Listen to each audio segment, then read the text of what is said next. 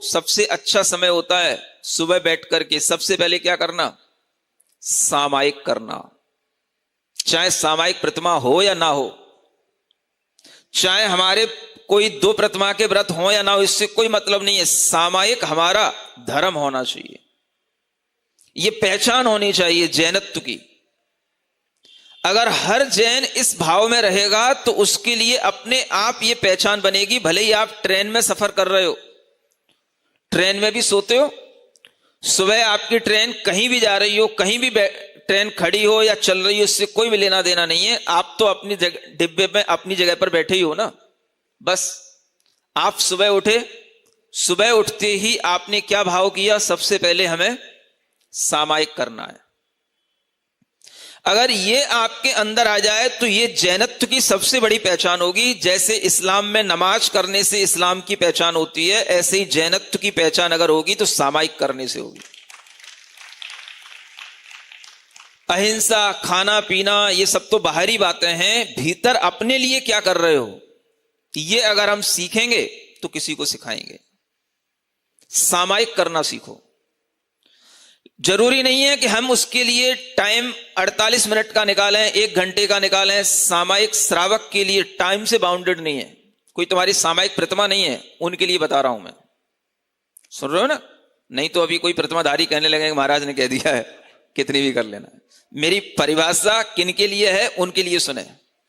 तो सामान्य जो लोग हैं, कॉमन हाउस होल्डर्स हैं, जनरल व्यक्ति हैं, उनके लिए मैं कह रहा हूं ये सामायिक के भाव में वह अपनी इच्छा अनुसार टाइम देख करके, कितने बजे उठा, कितना टाइम मेरे पास है, 20 मिनट है तो 20 मिनट सही है ना, 24 मिनट है तो 24 मिनट सही। 24 मिनट की एक घड़ी कहलाती है। क्या बोलते हैं? एक घड़ी। अगर हो जाए 24 मिनट की एक सामायिक तो इतनी पर्याप्त है आपके लिए। एक घड़ी 24 मिनट की पहले बैठना सीखो, 48 मिनट तो बाद में। क्या सुना? घड़ी से लगा करके बस 24 मिनट मुझे शांत भाव से बैठना है। क्या करना है? शांत भाव से बैठना है। और शांत भाव से बैठ करके 2 काम किए जा सकते हैं। या तो हम नमोकार मंत्र का स्मरण कर लें, हम कोई भी प्रतिमा का स्मरण कर लें, या हम अपनी आत्म तत्व की भावना कर लें कि मेरा शरीर, मेरी आत्मा, ये दोनों भिन्न हैं और मेरी आत्मा इस संसार में शरीर से, कर्मों से, इन जो भाव हमारे अंदर आ रहे हैं, इन भावों से वह ऊपर है, इन भावों से अलग है। ये विचार कर लें बस 24 मिनट के अंदर। क्या फायदा मिलेगा? जो आपके सांसारिक भाव हैं, उन सांसारिक भावों से अपने को छुड़ाने का इससे अच्छा कोई साधन नहीं होता। जैसे ही आप बैठोगे आपको चिंता पड़ेगी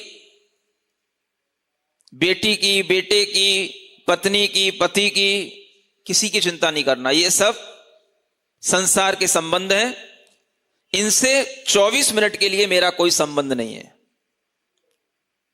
इसको बोलते प्रैक्टिस ऑफ डिटैचमेंट। ये बहुत जरूरी है आज के समय पर। अगर आप अपने आप को इस आउटर वर्ल्ड के इन रिलेशन से डिटैच करने की आर्ट सीख लोगे तो इनके द्वारा आने वाला जो प्रेशर है उसको आप झेल पाओगे।